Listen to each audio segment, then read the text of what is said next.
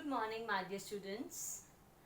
We've already started with chapter 6, that is plants preparing and storing food. Now, what part we have covered in this chapter? Let us recall once.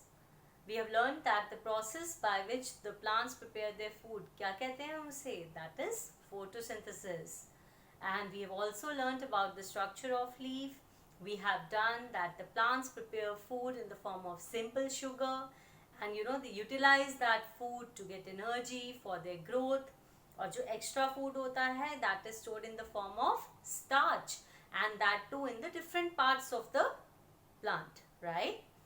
Now today we are going to learn that whatever the food is prepared by the plant, how it helps us. What do we get from the plants? Right? Now if we talk about the human beings, how the energy flow. The major source of energy क्या है? Sun.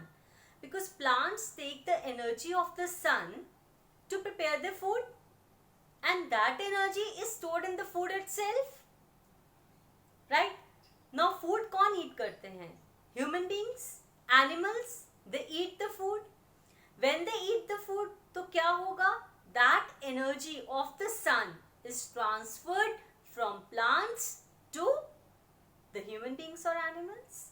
This is how the energy flows. क्योंकि major source of energy क्या है? Sun है, right? So if you see over here, you can look over here, you can see that sun's energy is utilized by the plants to prepare the food by the process of photosynthesis, and this energy, right, which is there in the plant's food, that is transferred to humans and animals when they eat that food. This is how the energy flows in the living things. This you all know, that we eat directly and indirectly, we depend upon the plant's food, right? Whether herbivores are there or carnivores are there, directly or indirectly they are dependent. So energy is utilized by the plants, and that to prepare the food, and that food when it is eaten by the humans and animals, that is transferred to human and animals, right? So this is how the energy flows. And if you remember, which part of plant prepares the food? Which is the kitchen of the plant?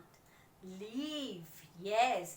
Can you tell me any plant which does not have leaf? Right, that is cactus. You know that it doesn't have the leaf. तो कौन बनाता है उसका food? Stem makes the food, right? And what main thing is required for the plant to prepare food? That is chlorophyll. Its presence is required. जो non green plants होते हैं वो food अपना नहीं बना सकते. Like we have molds and mushrooms, right? So you have to learn about these things. So have you understood about the energy flow? That is from the sun, that is energy of the sun, that is utilized by the plants to prepare the food, and when that food is eaten by the human beings and animals, that energy is transferred to them. I hope it's clear to you. Very nice. Now let us switch over to the next topic. How plants and animals depend on each other. आपस में dependent कैसे हैं? Dependency means plants are giving something to animals and animals are giving something to plants. तभी dependency होती है, तभी interdependent होते हैं आपस में. How they are interdependent? How they are dependent on each other? Let us see. Now you know that plants give out oxygen that is utilized by animals. Can you survive without oxygen? Can animals survive without oxygen? No, they cannot survive. Right? This is one of the important process. So what happens? Plants give out oxygen and animals take in that oxygen. And then animals give out carbon dioxide and plants take in carbon dioxide. क्या होता है photosynthesis? Photosynthesis के अंदर क्या होता है? The plants take in carbon dioxide, combines with water in the presence of sunlight and chlorophyll, and they give out what? Oxygen. तो intake क्या हो रहा है? Carbon dioxide. Exhale क्या हो रहा है? Oxygen. और वो oxygen कौन inhale करेगा? Animals. And then animals give out carbon dioxide. दोनों आपस में dependent हो गए. Both are dependent on each other, right? And even we are dependent on plants for food also. Plants give us food as well as oxygen. I hope it's clear to you, right? Okay, let us see one thing. अगर हमारे पास plants increase हो जाते हैं, there are more plants than animals, फिर भी balance खराब हो जाएगा.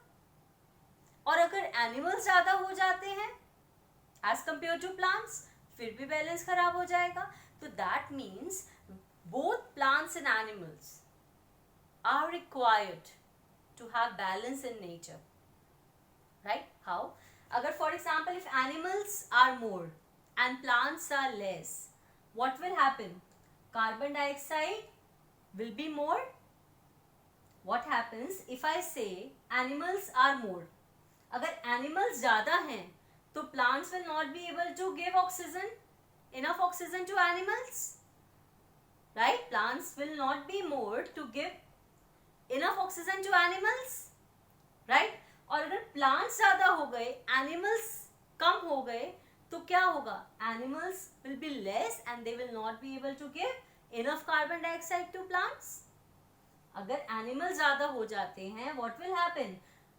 Animals are more, plants are less, oxygen supply will be less. Plants will not be able to give oxygen to animals, all the animals. और अगर हमारे पास plants ज़्यादा हो जाते हैं, animals कम हो जाते हैं, enough carbon dioxide will not be provided to all the plants, and hence the balance in nature will be disturbed. Right? So both plants and animals are required and both are dependent on each other. Next important thing is, if you remember, do you remember when is the World Environment Day celebrated? It's 5th of June. क्या करते हैं World Environment Day वाले दिन? Yes, it is only for the encouragement of growing plants. That's why you are recommended to grow new plants even in your school or at your home. Right?